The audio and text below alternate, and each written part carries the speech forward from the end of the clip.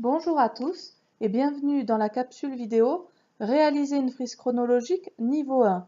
Cette capsule vise à travailler la compétence numéro 1 d'histoire qui est se repérer dans le temps.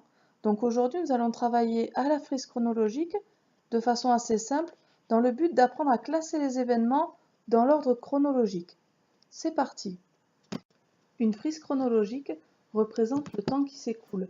Elle se présente sous la forme d'une flèche pointée vers la droite comme ce que vous voyez à l'écran. Elle sert à classer les événements historiques dans l'ordre chronologique, c'est-à-dire du plus ancien au plus récent.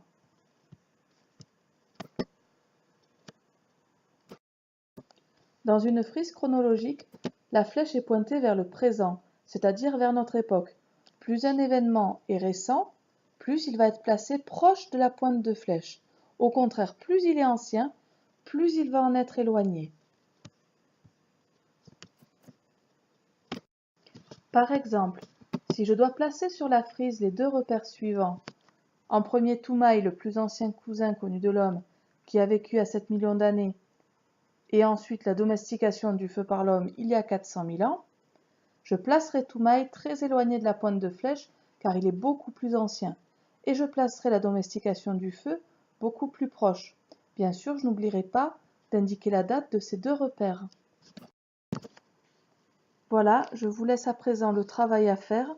Il s'agit de recopier cette frise que vous avez vu construire à l'écran et d'y ajouter les trois événements que nous avons travaillés en classe, accompagnés de leur date et bien sûr dans l'ordre chronologique. Si vous avez des questions, vous pouvez les laisser en commentaire jusqu'à la prochaine fois. Et donc, je vous souhaite bon travail et à la prochaine.